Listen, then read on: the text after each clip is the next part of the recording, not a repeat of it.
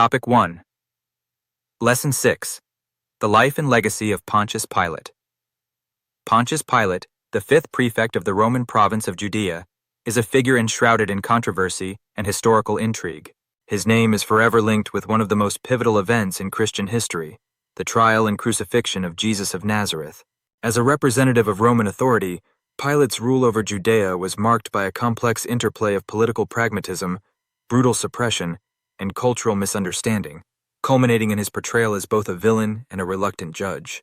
Alongside him stands his wife, traditionally named Procula, or sometimes Claudia Procula in Christian tradition, a shadowy figure who appears only briefly in historical accounts but whose role in the events of Jesus' trial has sparked centuries of speculation and theological reflection.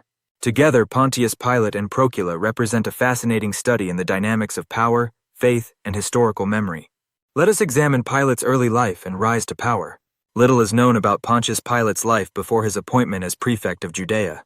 He was likely born into an equestrian, middle-ranking Roman family, possibly from the Samnium region of central Italy. As a member of the equestrian order, Pilate would have received a classical Roman education, training in oratory, military skills, and administrative duties, preparing him for a career in service to the empire. Pilate's marriage to Procula may have further bolstered his political standing, as some traditions suggest she was of noble birth, and possibly even connected to the imperial family. In fact, in Christian tradition, Procula is sometimes described as the granddaughter of Emperor Augustus, though there is no historical evidence to support this claim. Around 26 CE, Pilate was appointed by Emperor Tiberius as the prefect of Judea, a minor but volatile province at the eastern edge of the Roman Empire. This was done with the recommendation and support of Sejanus. We will discuss Sejanus in the next lesson. Judea was a region marked by religious fervor, sectarian divisions, and a strong sense of national identity, all of which made governance a challenging task. As prefect, Pilate held both civil and military authority, responsible for maintaining law and order, collecting taxes, and managing conflicts between the Jewish population and the Roman state. Pontius Pilate's rule over Judea was a time of tension and conflict. Pontius Pilate's tenure as prefect was turbulent, marked by incidents that reveal a pattern of cultural insensitivity and occasional brutality. From the beginning, Pilate seemed to underestimate the unique religious devotion and sensitivities of the Jewish population he governed. His actions often alienated the Jewish people, resulting in violent confrontations and unrest. 1. Shortly after his arrival in Judea, Pilate ordered the placement of Roman military standards, bearing the emperor's image, in Jerusalem. 1. For the Jewish population, these standards represented idolatry, a blatant affront to their monotheistic beliefs. 1. The response was immediate and intense. A large group of Jews traveled to Pilate's residence in Caesarea, demanding the removal of the standards. 1. Pilate initially refused, but after 5 days of protests, he threatened to execute the protesters. 1. In a remarkable act of defiance, the Jews bared their necks, willing to die rather than accept the violation of their sacred laws. 1. Faced with such resolve, Pilate ultimately relented, ordering the standards' removal. 1. This incident was an early warning of the challenges Pilate would face in ruling a people so fiercely committed to their faith. 2. In another attempt to assert Roman authority and improve infrastructure, Pilate decided to fund the construction of an aqueduct to bring fresh water into Jerusalem. 2. While this was a practical improvement, Pilate financed the project using money from the temple treasury, known as the Korban, which was considered sacred by the Jewish population. 2. This decision incited outrage and protests, with crowds gathering to voice their opposition. 2. Pilate responded with force, reportedly disguising his soldiers as civilians and instructing them to quell the unrest with violence. 2. The soldiers attacked the protesters, resulting in significant bloodshed and further damaging Pilate's reputation among the Jewish people. 3. Toward the end of his tenure, Pilate faced another crisis involving a group of Samaritans, a religious community related to Judaism, but with distinct practices and beliefs. 3. The Samaritans gathered on Mount Gerizim, following a man who claimed to possess sacred artifacts from Moses. 3. Interpreting this gathering as a potential uprising, Pilate ordered his soldiers to disperse the crowd, leading to a violent confrontation and many deaths. 3. This massacre sparked complaints to the Syrian governor Vitellius, who ordered Pilate back to Rome to face possible disciplinary action. the trial of Jesus is a focal point of his governance of Judea. Pontius Pilate's most infamous moment came with the trial of Jesus of Nazareth, an event that forever cemented his place in history. According to the Gospel accounts, the Jewish religious leaders brought Jesus to Pilate, accusing him of claiming to be the King of the Jews, a title that suggested rebellion against Roman authority. Pilate's initial questioning revealed no clear crime, and he reportedly expressed reluctance to sentence Jesus to death. However, fearing unrest and wanting to avoid political instability, Pilate ultimately capitulated to the demands of the crowd and sentenced Jesus to crucifixion. In the Gospel of Matthew, a remarkable scene unfolds involving Pilate's wife, Procula. She is said to have sent a message to Pilate during the trial, urging him to have nothing to do with that righteous man, for I have suffered much because of him today in a dream. This brief intervention has been interpreted in various ways. To some, it symbolizes a divine warning ignored by Pilate.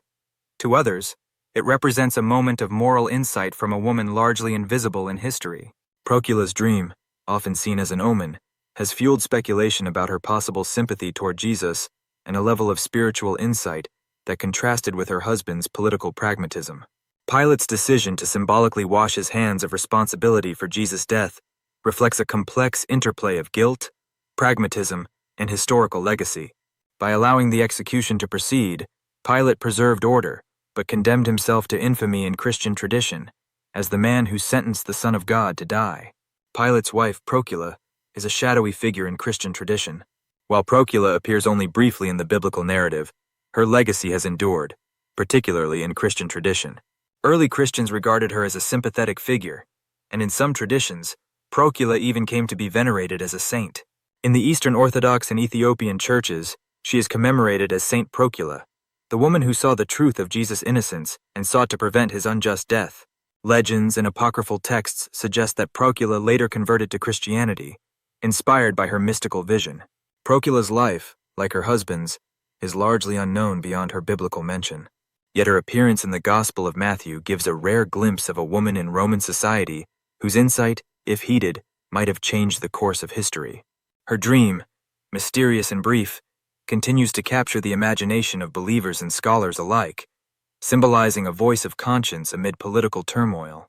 Let us examine the later years and legacy of Pontius Pilate. Following the massacre of the Samaritans, Pilate's recall to Rome marked the end of his tenure as prefect of Judea. There are conflicting accounts of his fate after he left the province. Some sources suggest that Pilate was exiled, while others imply he might have been reinstated in a different role. Eusebius, a 4th century historian, claims that Pilate eventually committed suicide under the reign of Emperor Caligula, haunted by his misdeeds and the weight of his decisions. However, these accounts remain speculative, as there is no definitive record of Pilate's life after his recall. In Christian tradition, Pilate's legacy is a complex one. He is remembered as both a symbol of reluctant authority and as the unwitting agent of a divine plan.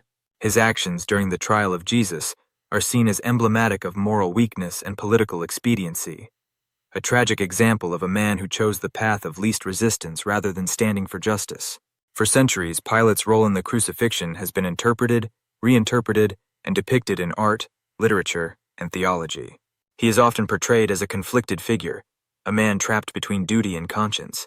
In modern scholarship, Pilate's story has been reframed within the context of Roman governance, offering insights into the challenges of imperial rule in a culturally resistant province. The lives of Pontius Pilate and Procula are interwoven with themes of power, faith, and historical legacy. Pilate's role as a Roman governor placed him at the heart of a complex and volatile region, where his cultural insensitivity and reliance on force fueled resentment among the Jewish people. His interactions with Jesus and his failure to act on his wife's warning have cast him as a figure emblematic of moral ambiguity and tragic weakness. Procula, though a minor figure in historical texts, stands out as a woman who dared to voice her conscience, challenging her husband's judgment at a crucial moment. Her dream has become a symbol of divine intervention and feminine insight, hinting at a perspective often overlooked in the historical record. Together, Pontius Pilate and Procula serve as reminders of the intricate human dimensions behind historical events, where the choices of individuals resonate across millennia. Their lives, like so many from ancient times, are shrouded in mystery, but continue to inspire reflection on the moral and political complexities of power, justice, and faith.